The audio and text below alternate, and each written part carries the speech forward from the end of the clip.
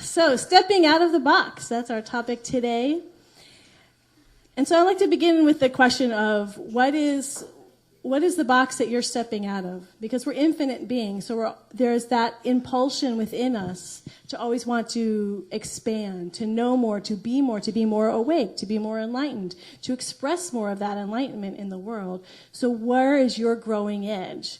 Where is that dream? What is that dream that's saying, I really long for this. I would love to be more awake. I'd like to be more expressed. I would like to, and then specifically in my job, in my relationships, in my family, in my creative outpouring, where is it that I want to become more?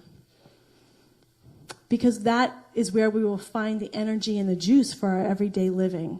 That's what gets us up in the morning. That's why we don't stagnate. It's because it's that juice that I want to become more of where I start. And one of the things we immediately have to do is break past precedent.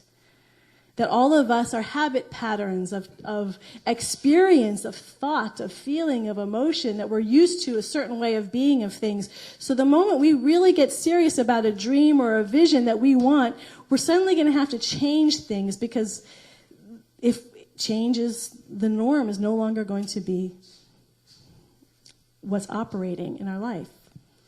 So one of the first things that we do when we start doing that is we find people to support us. We find people who are going to help us move past the place where we once were. So we're not really going to spend much time talking about the movie Field of Dreams. It was going to be our movie of the month, but I got distracted. But the thing we see with Kevin Costner is the moment he gets the voice telling him to build it and they will come, is he tells his wife. He doesn't just keep it to himself. He tells someone who he can trust. He didn't go around telling the community, because that would be like throwing pearls before swine. People would just laugh at you and take your dream away. But you find those people in your life who are going to support you, who are going to nurture that dream, that vision. And it doesn't have to be like a dream, like I want something external. As I was talking about last week, it can be just a desire to wake up, to be more awake of the truth of what I am, an enlightened soul of God. But we tell somebody that. We share the journey and get their support. There's a wonderful movie I saw yesterday. How many have heard of or seen the movie Long Shot? I know Jim has. Anyone else? Okay, so it's a documentary, and I don't know if has it come out on DVD yet? I don't think it has. It's actually a documentary filmed about a young man from Pleasanton who went to Amador High School. And it was about his dream. He wanted to play in college in a Division I school. And a documentary filmmaker saw him at a tournament when he was 9th or 10th grade and said, I want to follow his story. I just want to see what happens to him. So he started documenting, filming this, taking a film crew and following this young man. This young man's had a very challenging life. He was born with one arm. And it was just, his arm was caught in his tube, which was strangling him, and that would have killed him. So they had to cut the arm off to save his life. So the mother was very happy that her son was alive and breathing and healthy, and he had one arm. And she said, well, the only thing I don't think he could do is tie his shoes. Actually, he said that he was at the question and answer period after they showed the movie yesterday at Livermore High School. And he said, I can tie my shoes faster than any of you here. But because he grew very fast. By the time he was 10, he was 5'10". By 7th grade, he was 6'8". So he was in 2nd grade, he was like 5. It's just, Julian's 10. So you see how tall Julian is. Can imagine having a friend. So he was very awkward. His whole life, he was very tall. He had this one arm. He was bullied a lot. He kept very much to himself. He was very quiet because he just obviously didn't fit in with one arm, and he's a giant. He didn't learn to read until he was in 3rd grade. He also had a dad that was very hard on him, and they had a tough relationship. And then his dad died when he was 10, and the going away wasn't, saying goodbye was not a very warm and loving goodbye, and that ate away at him. So there was all this pain that he had growing up, this difficult childhood. And around 6th grade, he thought, I really want to play basketball. He got the basketball bug. He played a little bit. He started playing a little bit. So he started trying out for teams in Pleasanton, and nobody would take him because he had one arm. They wouldn't let him join the teams. So they found a team here in Livermore. Yay, Livermore. And actually, I didn't know this going in to see the documentary, but the coach who took him on, Coach Patrick McKnight, is the father of one of the players that Julian plays baseball with. Wonderful man, and everyone hears on the phone, oh, he's 6'8". Great, have him come play. And then he sees him at one arm, didn't faze him. All right, I'm on your side. I'm going to help you. He had a mother that believed in him, so when Pleasanton said no, they kept looking around to find a place that would support him. And this coach took him on and as his son, in essence. They said, I'm your dad now. I'm going to help you. And he did all the time, personally, professionally, financially helped, send him to a basketball camp. So he had this incredible role model that took him on and said, I'm going to teach you to play the best basketball that you possibly can play. And that's what we all need. We all need those people who are going to support us, not just like, okay, yeah, I believe in you, and then walk away, but actively be engaged in our process with us. Because no vision is just our own. It's going to impact everyone who's around us. Any dream that we're going for, it's going to impact us. I remember Reverend Michael Beckwith, one of my mentors. He's a minister down in Los Angeles. I loved one of the things he said is never hold people to what they've been before. That we're all these habit patterns, but every one of us are in this process of trying to become more than what we were before this. And if our friends or the people closest keep saying, well, this is who you are, in fact, it's the people closest to us can keep us the most stuck. So the greatest gift we can give to everybody is to let them change, to let those patterns change. So most of you I see every week, or a lot. I know who you are from past conversations we've had, past experiences. But my role, as we're doing this for one another, is to see you completely fresh today. To allow you, as we're meeting and having conversations after church, to allow you to show up in a completely new way that you've never shown up in this community or in my relationship before. So it's not only that we are becoming new and pushing past our boundaries, we have to do that for each other. That's how we support one another to move beyond where we've been before. Who are you today? Who are you showing up to me today? And to witness and be with someone in a completely new way. I love that in Field of Dreams that it wasn't just Kevin Costner's vision. It included a lot of people. It wasn't just for him. Ray Kinsella was his name.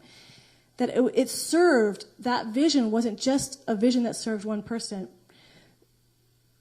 Kevin Lau, the basketball player, it's impacted everybody who knows him. I was talking to the wife of the coach who's known him since he's 12, and she's so moved by the transformation she's seen in him. And she keeps saying everything's for a purpose, and she's really getting it because of the way he lives his life. So the first place, when we're ready to really step beyond, and we're always stepping beyond our dream, but really to get focused on it, is to find those people who are going to support us and to support the people closest to us. So to know what they are. If they're close to us, what is your dream? What is your growing edge? How can I support you? How can I help you be this new pattern, this new way of being? And that takes us to the second part of making these changes, is it takes work. That our patterns are grooves. It's like the groove in those old records, that it just goes around and around and around. And the only way we're going to become something new is to push against it. Yeah, I know you've all heard this before, but it's such a great analogy, which is when the caterpillar goes in the chrysalis, in order for it to break through, it has to break through the cocoon to become the butterfly. If someone comes along and pulls that chrysalis apart for it, it won't become the butterfly. It's actually the pushing against that wall. Those walls are what builds its muscles so it can fly and become the butterfly. So it's exactly that pushing that we need to do. We can't take that away from somebody. We can't take away that growing edge, but we can support them in doing that. And we have to recognize it's work. That it's work for us and it's work for the people that we're supporting. So we might say, well, why haven't they changed yet? Or they have this intention to do this, and why haven't they done it yet? Because they're in a groove. It's hard. It's hard to change. And so that's why I mean the support isn't just fly by night. Yeah, I hope you do it and Good luck. See in a year and see if you've changed. It's work. We have to be with people as they keep hitting up against that same wall, keep hitting up. We're there to support them and to continue, to persist. That was the thing that Kevin kept talking about yesterday. It was just persisting. When everything else didn't seem like it was working, he persisted. He went to a fifth-year school because his senior year in high school, he was the center, had great stats. His goal was to play for a Division I, get a scholarship to a Division I school to play basketball, but he got a fracture in his leg, hairline fracture, but it put him off. He couldn't play, so the scouts couldn't come see him play. So he went to a fifth-year school, a military school, did not like it at all, but he really had this dream. So he went through this year that he really disliked at a military academy. And what was happening was no college scouts were coming to see him. This is a school that they have a brilliant basketball team. That's what Jim was saying. That's what they do, is to get basketball players into college with these great scholarships. And so he was watching, and he was the starting center, great statistics. People look at it and say, oh, we love this guy, until they find out he has one arm. So everyone on the team was getting scholarships. Even the kids on the bench who rarely played were getting scholarships, and he wasn't getting any. So he's at a school he just detested, the military aspect of it. He liked his coach, but nothing was coming of it. He said one of the worst moments was when a UNC coach came up to him, and they had just won the national championship the year before. And he said, kid, man, with your stats and the way you play, if you had two arms, you would be a first-round draft pick for the NBA. And he said, and then he walked away. He said it was the best and worst moment, because on the one hand, he saw his gifts and his abilities, and on the other hand, he was just walked away saying, you're not even good enough to play in my college or for me to even pursue you. And yet he continued with his dream and graduated from high school. 15 minutes after he graduates, the basketball coach finds a Division I coach at Manhattan College to give Kevin the scholarship. So he gets a scholarship to a Division I school and gets to play Division I basketball. It takes work. It's hard. It can be painful. But we're all just like, oh, crying. Why do we cry? Why do we feel so much joy? Because everyone in this room knows how hard it is to break those patterns. We've all come up against it. Inertia is one of the biggest challenges that all of us come across, individually and collectively. This is what we've always done. I keep running up against it. I get tired. I want to give up. He actually wanted to quit that fifth year, but he went back to Coach McKnight and said, there's no way you're quitting. His mother said, no way you're quitting. They wouldn't let him quit when he wanted to quit. So we get to see how much do we want this dream. I had a teacher who said there's a difference between dreams and fantasies. Fantasy is something you kind of wish, but you ever don't really take action on. Dreams you take action on. What is really motivating you? So when I asked at the beginning, where is your growing edge? Where are you evolving to? What are your dreams? What's motivating that dream? Is that a really deep motivation that can last through all these challenges of time, through all this work that we have to do to become the infinite, enlightened spiritual beings that we were meant to be? Right. We all want to be as awake and alive and as Buddha or as Jesus. It's going to take work. We have these deep patterns that are going to stop us. So we do the work. The third and the last point is to recognize that our boxes are our greatest strengths. Those limitations that we have is why we're here. I loved throughout this movie, Kevin kept saying, this is why I'm here. God, there's a purpose for everything, and he's turned everything around. There's a reason for me to be here. He went to Coach McKnight actually paid for him to go to a week-long basketball camp when he was in high school. And it was very difficult, and at the end of the week, the coaches were picking people to be on their team to play one another. And the coach that picked Kevin said, I picked him right away. He said, because I knew anyone who could overcome with one arm the little stuff is just not going to get to him. He has overcome so much. I know he can handle anything. It's the other kids who haven't had much adversity. They're going to get tripped over all these little stuffs. They'll sweat the small stuff. He's not going to sweat it. He's the guy I trust. He's the guy who's going to be the leader on my team. And he continued to show up as this great basketball player with incredible spirit and enthusiasm. So those things that we think are the most limiting part of our personalities, those shadows, those weak points that we feel about ourselves, those actually are our strengths. God is infinite. God is already always perfect. It creates these limited selves, or all these limited selves, so we can move past those limited selves in a very specific way. We each have our gift. Kevin said, well, I was just even thinking of Field of Dreams. In Field of Dreams, all of those people had pain. Ray Kinsella, Terrence Mann, the writer that James Earl Jones played, Archie, who Burt Lancaster played. They all had this pain. And then the shoeless Joe Jackson and his dad. It's our pain. It's those places where we feel the most injured, the weakest, is the places where our greatest gift is. There's a reason why we've been given to move past this box, this limitation. And that's the feeling that we feel when people move past it. So he just volunteered it.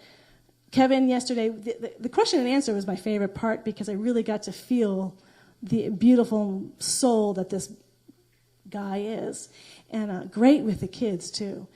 And he said, if someone came up to me and said, you can have both arms right now, he said, I wouldn't take it.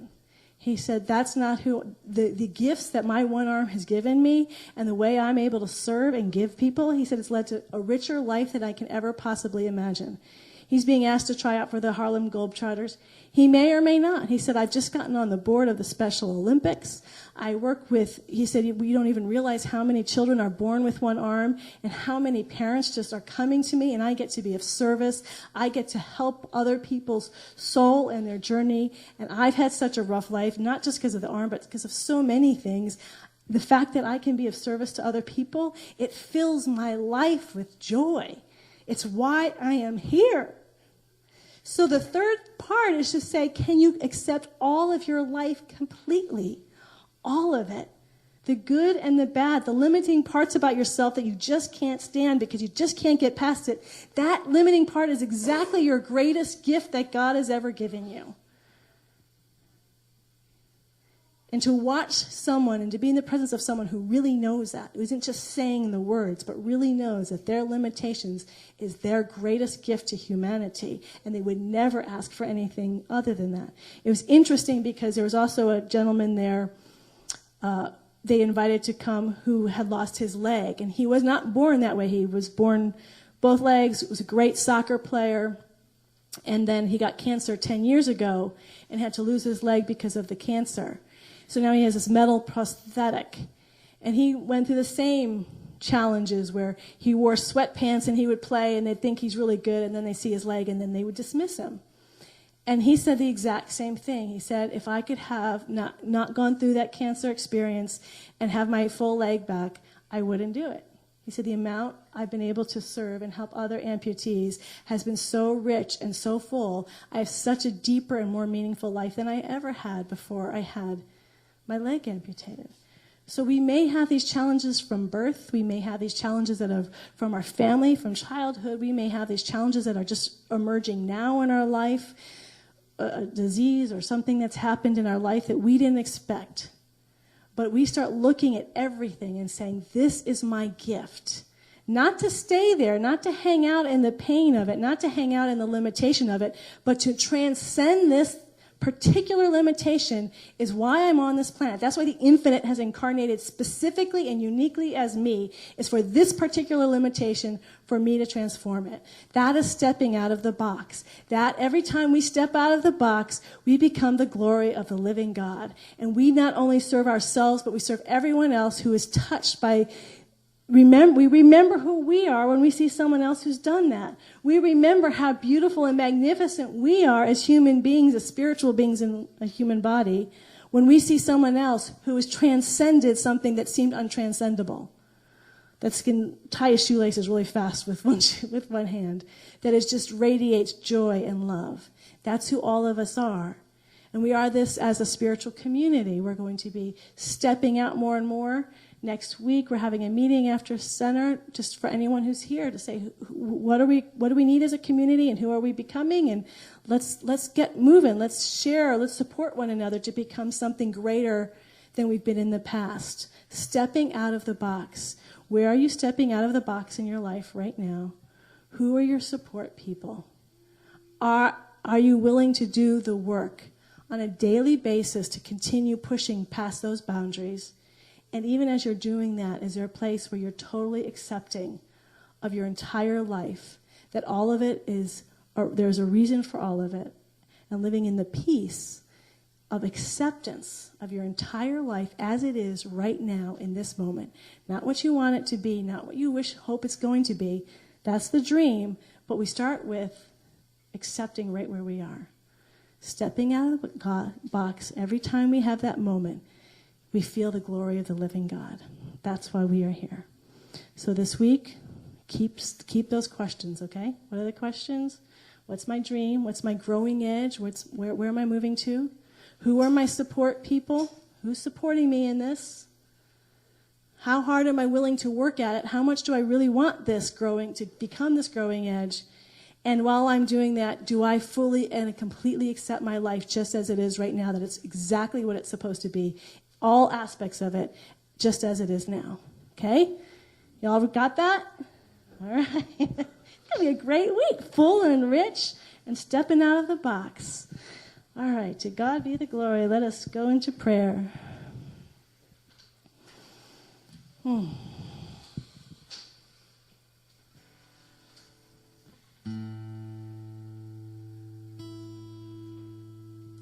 And how grateful I am to know that when we are praying, and we are all praying here together now, this is not just one person praying, there's one speaking its word through all of our consciousness. So please, whatever is pouring through your mind, let it pour through as prayer. Because it's not the words that are important. It's the awareness. And each and every one of us is a unique awareness. So we center in our own awareness, in our own conscious embodiment of that which is more real than the chairs on which we are sitting. That which can never be hurt, harmed, changed.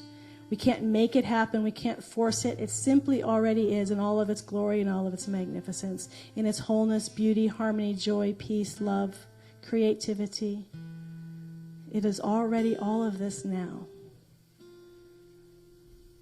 So as we enter into prayer, we let go of any idea that we are making anything happen.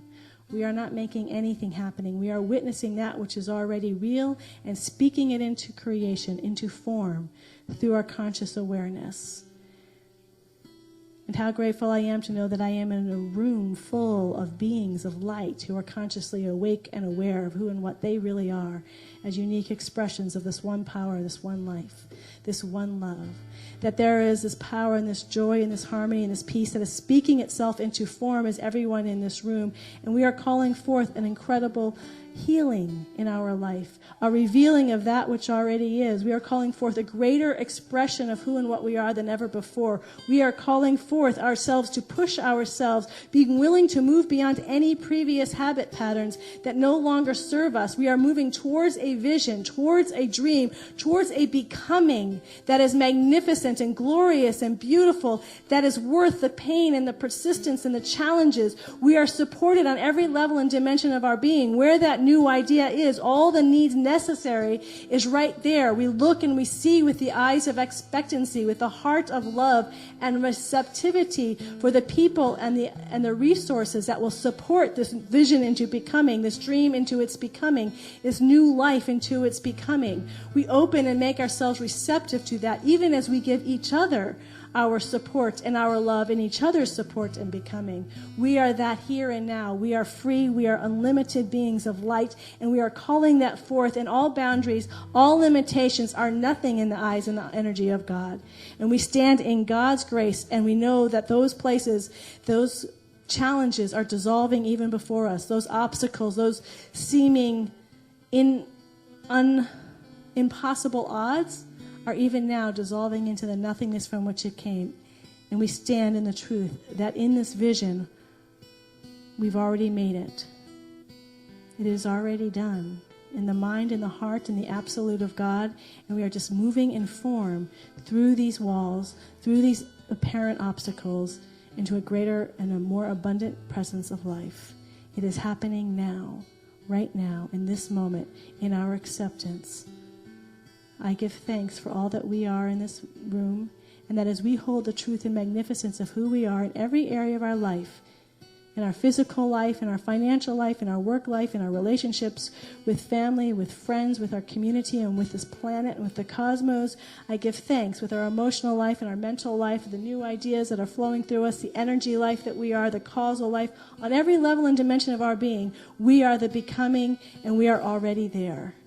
We are the becoming, and we are already there. And I claim and accept this for each and every individual in this room, here and now. And that as we go forth into the rest of the week, we go forth as these new beings of light and of love and of joy and of peace and of harmony and of grace. And I just say thank you, thank you, thank you, thank you, thank you, Mother, Father, God, for the fulfillment and the power of your word moving through all of our body temples here and now. We breathe it in. We allow this new energy, this new way of being, these new thoughts, these new feelings, these new energy patterns to flow through us now. We see it, we feel it, we know it, and we are it. And for all of this good and more than words can say, I just say thank you, God, and I release. I let it be, knowing it is done. And we all say together now, and so it is. Amen and amen.